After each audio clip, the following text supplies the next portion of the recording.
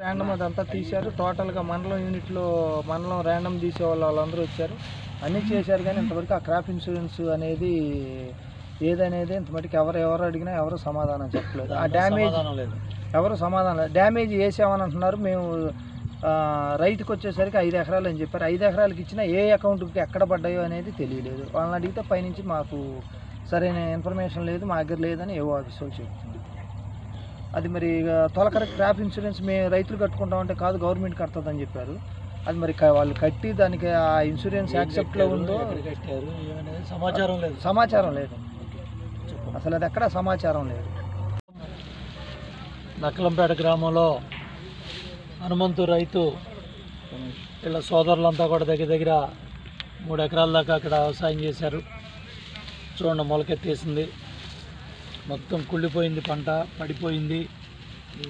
నిన్న చల్లపల్లిలో కౌలు రైతు కృష్ణ అక్కడికి వెళ్ళిన కొంతమంది పడిపోయిన పంటకి మేము రాయమనేపాటికి ఇంటికి వెళ్ళి మరి వాళ్ళ కుటుంబానికి దూరం అయిపోయాడు. ఇవాళ ప్రభుత్వం యొక్క నిర్లక్ష్యం వల్ల చల్లపల్లి గెండసాల దగ్గర 2 ఎకరాలు 7 ఎకరాలు సాగు చేస్తూ ఉన్న కౌలు రైతు కృష్ణ నిన్న మరి ఆత్మహత్య చేసుకొని కుటుంబానికి దూరం అయ్యాడు.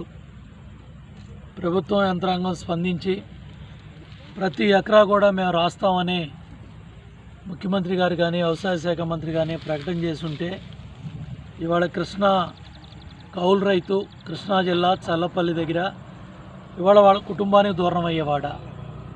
ఎందుకు ముఖ్యమంత్రి గారు ప్రకటన చేయలేకపోతున్నారు?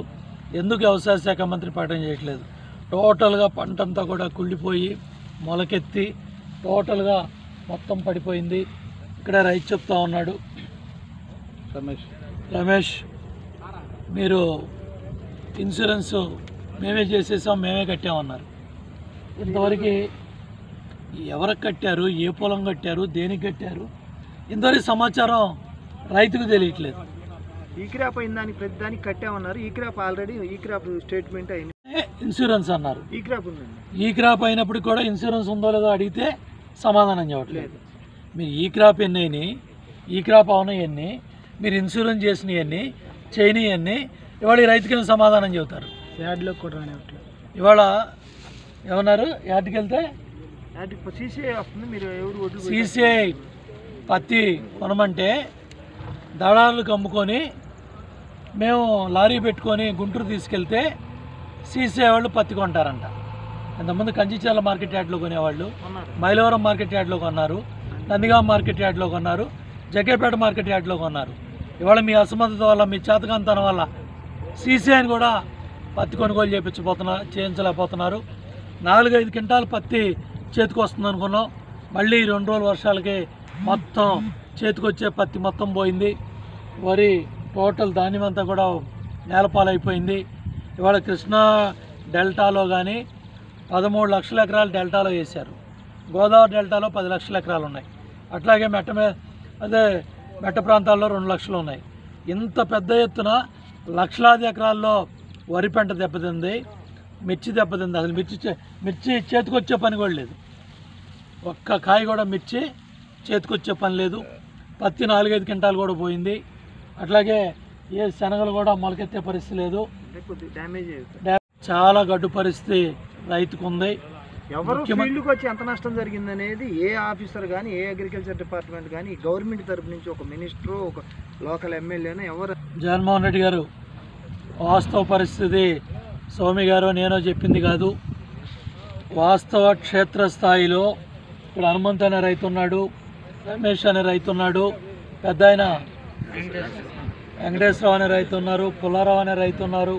వీళ్ళంతా కూడా సాగు చేసే రైతులే. వీళ్ళు మొత్తం కూడా చెప్పేది అంటే క్షేత్రస్థాయిలో ఏ అధికారి కూడా వీళ్ళ దగ్గరికి రాలేదు.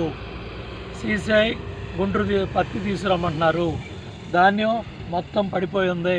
నిన్న చల్లపల్లిలో పడిపోయింది, మేము రాయదాం అనేపాటికి అక్కడ ఒక కౌలు రైతు కృష్ణ మన మధ్య లేకుండా పోయారు. కాబట్టి ఇవాళ రైతుల్ని కాపాడాల్సిన బాధ్యత ప్రభుత్వం మీద ఉంది. కౌలు రైతు చాలా కష్టాల్లో ఉన్నారు, చాలా బాధల్లో ఉన్నారు. పెళ్ళాం పుస్తలు తాకట్టు పెట్టి చాలా పెద్ద ఎత్తున బయట అప్పులు తీసుకొచ్చి ఇవాళ సాగు చేశారు. రైతులు గుండెలు పగిలిపోతూ ఉన్నాయి. చూడండి ఏ విధంగా చేతికి రావాల్సిన ధాన్యం ఎలా పడిపోయిందో, ఏ విధంగా మొత్తం నీళ్ల పాలైందో, ఏ విధంగా వరి పంట దెబ్బతిందో మీరు చూడండి. ఏ మూల ఏ ప్రాంతం చూసినా కూడా టోటల్గా ఇదే పరిస్థితి.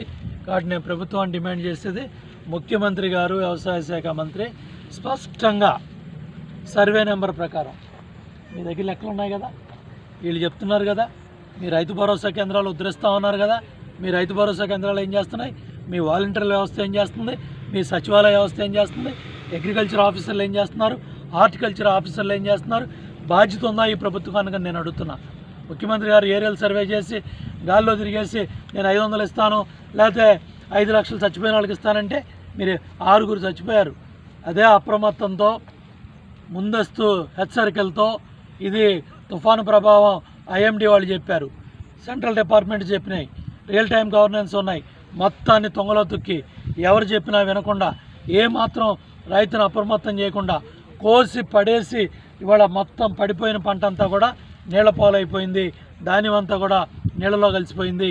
ఇవాళ మొన్న నేను రైతు చెప్తా ఉన్నాడు, ఎత్తుకొని ఏడుస్తూ ఉన్నాడు, అయ్యా నాకు తుఫాను వస్తుందని చెప్తే నేను ముందే జాగ్రత్త పడేవాడిని, నేను ముందే మరి కాపాడుకునేవాడిని రైతు కన్నీళ్లు పెట్టి ఏడుస్తూ ఉంటే తాడేపల్లి రాజప్రసాదం ఉన్న ముఖ్యమంత్రి గారు ఏరియల్ సర్వే చేసి ఇంట్లోకి వచ్చి కూర్చున్నారు. క్షేత్రస్థాయిలో మీకు కనపట్లేదా, కృష్ణా జిల్లా కనపట్లేదా, గోదావరి జిల్లాలు కనపట్లేదా, గుంటూరు కనపట్లేదా, ప్రకాశం కనపట్లేదా, మొత్తం 13 జిల్లాల్లో కూడా తుఫాను ప్రభావం వల్ల చాలా పెద్ద ఎత్తున రైతు దెబ్బతింటే ఏరియల్ సర్వే చేశారు.